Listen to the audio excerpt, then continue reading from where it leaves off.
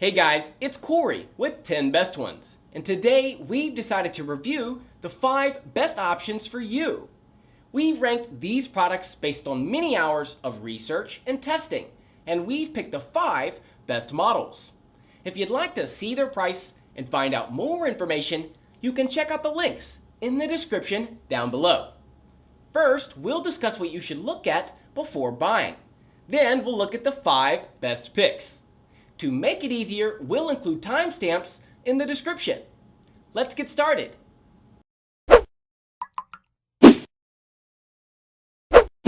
Before looking at our best picks for today's video, I want to discuss what you should look at before buying. There are tons of platforms when it comes to smartphones these days, including Android, Apple, Windows Phone and BlackBerry. However, the most popular of them are Apple and Android. Each of them has its qualities, so you'll have to choose accordingly. For example, Android phones have a more open platform which has more customization features and has more variety in terms of choice. On the other hand, iPhones are pretty intuitive in terms of use and deliver convenience. However, they lack variety and are not as customizable. They still, though, offer great performance and a combination of features that are attractive for everyone. But in the end, the final choice will depend on your personal preference. Secondly, performance. The performance of your phone is one of the most important things you have to check out when buying a smartphone, because no one needs a machine that has an instant connection to the internet but is pretty slow. For that reason, check out the performance specifications of the smartphone you're considering buying before making a choice. These include important specifications such as the CPU, RAM and storage of the device in question. While these are important, read reviews about the optimization, since it'll translate to actual performance and not just specs. Thirdly, display. Another important thing you want to know before buying a phone under $500 or any phone is the display. When looking at the display, you have to check out the type of display, its size, resolution, color, brightness and contrast, all of which are very important. Learn to keep your expectations at a reasonable level for the under $500 price. And battery life.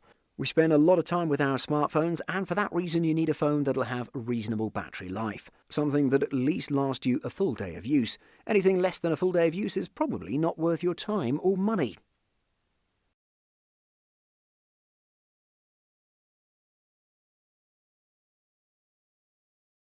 Next up, we have a model which gives you the best value for your money. We're going to kick off this list with one of the best options in the market, the Apple iPhone SE. This is Apple's best value model, delivering great performance, an amazing display, lightweight body, great battery life and so much more. We certainly didn't expect this kind of device from Apple, as the company delivers flagship models mostly, but we won't complain at all. In terms of design, the Apple iPhone SE has a pretty familiar design, as it has the same body shape and size as the iPhone 8 that was released back in 2017. This is one of the Apple designs that I like a lot, since it's minimalistic. One would complain about the chin and forehead on the screen in the world of bezel-less displays, but the build quality and aesthetics are excellent. The most impressive thing about the Apple iPhone SE is that it's extremely lightweight at just 5.22 ounces. On the front it has a 4.7-inch 1334 by 750 pixel panel that might not be as vivid or impressive as the newest iPhone, but it works wonders. The panel can get pretty bright and it delivers some good colours. Without forgetting, I should mention Apple's True Tone feature that makes the colours more natural and pleasing to the eye. I'd also like to see the return of the 3.5mm aux port here, but they're nowhere to be found. You'll have to use the Lightning port for your headphones as well. The biggest selling point of the Apple iPhone SE is the superb A13 Bionic chipset that's present in the iPhone 11 Pro as well. This gives this phone the extra power it needs to compete with the newer phones that have some excellent specifications. One thing I liked about the Apple iPhone SE is the return of the exceptional Touch ID. Another thing to note about this new value-based iPhone is the 1821 mAh battery, which might seem small, but it delivers a good battery performance. If you want a good iPhone that you'll keep by your side for a long time, this is it. Battery life is extremely important. This next model has the best battery life out of the bunch. Motorola has produced some amazing phones in the last few years in the Moto G series, but if you want the best battery life in the under $500 price, you should check out the Moto G Power. It's the strongest battery life I've ever seen, for it has a low price tag, delivers great performance, has a nice camera and so much more. It's really surprising to see this kind of phone at this price. In terms of design, the Moto G Power doesn't have a flagship phone aesthetic, not because the design team behind this one is bad, but because it uses a plastic body that gives it a glossy finish. It's not bad looking at all, but if you're looking for something that has a flagship glass sandwich design, you should look elsewhere. On the back, you'll see the main shooter and another bump that features the ultra-wide and macro lens along with a flash. Next to them is the Motorola logo that works as a fingerprint scanner. Great placement. On the front, it has a near bezel-less display by utilising the punch hole cutout of the front camera on the top left-hand side. I have to say that the phone is a bit chunkier thanks to its super large battery cell, but you get a 3.5mm jack as well. On the front, the Moto G Power uses a 6.4-inch LCD panel with a full HD Plus resolution that's pretty good overall. In testing, I saw that the phone delivers a great 97% of the sRGB colour space with near-perfect accuracy with a Delta E rating of 0.33. The brightness is also super solid as it peaks at 500 nits, making it visible even during the brightest days.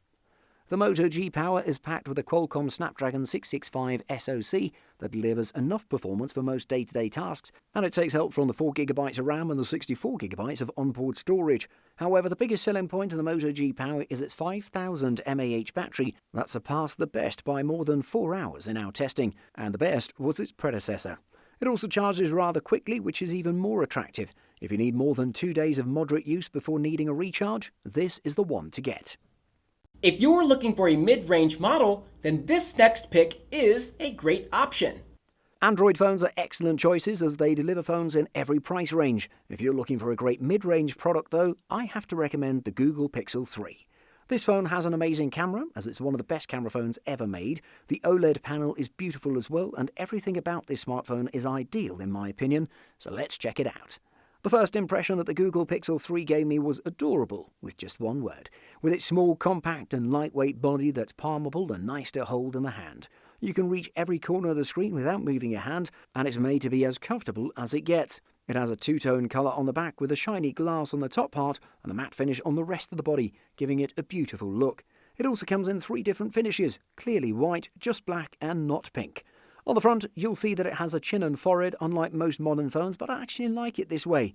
There you'll spot a 5.5-inch OLED panel with a full HD plus 2160 by 1080 resolution, which delivers tons of sharpness and detail. I have to mention that it has HDR support as well, and combined with the OLED nature, the colours are superb. Everyone will be pleased with the display performance of this one. The biggest selling point of the Google Pixel 3 is its camera. On the back, it has just a single 12-megapixel lens that might not look like much, especially considering that most other phones have at least 3 lenses. Then again, it delivers the best photographs that you'll see, with the HDR plus image processing, Pixel Visual Core chip and the super clever AI features. In the performance department, it doesn't lag behind as it's packed with a Snapdragon 845 chipset, 4GB of RAM and 128GB of storage. It's not far from most flagship-grade smartphones, and I think it delivers a great value for the price. Before we talk about the best model overall, let's look at the runner-up for this list. Before we talk about the best model overall, let's look at the runner-up for this list. Samsung has been the leading smartphone manufacturer in the world for a long time now, and even its older models are still holding up excellently. For example, the Samsung Galaxy S9. This is an amazing phone even in 2020. Definitely a fail-safe device. With a superb design, a beautiful panel on the front, tons of performance, great camera and so much more. Let's check it out. In terms of design and aesthetics, the Samsung Galaxy S9 has adopted a design that's close to its predecessor, the Galaxy S8, but still attractive without a doubt. It has some slim bezels on the top and bottom of the screen, and the fingerprint scanner is located on the back under the camera array. The Samsung Galaxy S9 is made of high-quality materials as well, and it has a curved display that's super attractive. I should mention that it has the IP68 water resistance rating, and it has a Gorilla Glass 5 that protects your screen. On the front, it's packed with a 5.8-inch AMOLED Quad HD Plus panel that's simply amazing. It's super bright, has vivid colours and near-perfect contrast. The most impressive thing about this display, though, is that you can customise the settings to your needs, contrast, colour brightness, everything without exception. On top of all this, the Samsung Galaxy S9's panel supports HDR content without a doubt, with great HDR10 format. In the performance department, the Samsung Galaxy S9 is also great. It was developed as a flagship phone, and it doesn't lag behind modern smartphones. It's equipped with a Qualcomm Snapdragon 845 SoC with 4GB of RAM. In benchmark tests, it proved itself, but you won't need that as you'll see it delivers a flawless performance overall. Finally, the next model is the best overall. From us, it gets a perfect score in all categories. On top of the list, we have an amazing value-based mid-range smartphone coming in from Samsung again, the Galaxy A70. It has the best display in this category, a refined performance, great battery life and so much more. I don't really see any significant negative about this phone, especially for the price that it comes at. If you've seen the Galaxy A50 of the last year, you'll recognise the Samsung Galaxy A70 as the bigger version of it. It's pretty good as well, and I like that it's a very familiar design that's attractive to everyone. It's an all-plastic phone though, with an ultra-glossy rear that looks interesting, but is a bit prone to hairline scratches. I should state that it comes in 3 different finishes, including blue, black and white, all of them giving a rainbow look when the light shines on the back. It has the Infinity U water drop notch with a tiny chin on the bottom that delivers a great viewing experience. The fingerprint scanner of the device is on the screen and it's pretty fast. The Samsung Galaxy A70 is packed with a 6.7-inch Super AMOLED panel with a full HD Plus resolution. It has an intuitive 20:9 aspect ratio and everything about the panel is superb. Details are sharp, colours are vibrant and the overall viewing experience is magnificent. This phone was packed with a 4500 mAh cell that delivers about 2 days of use without any problem in medium use. In the performance department, you'll see the octa-core Snapdragon 675 and the 6GB of RAM for performance purposes. Then again, it has the Adreno 612 dedicated GPU that helps you play the latest games without any problems. If you want the best phone under $500, this is it.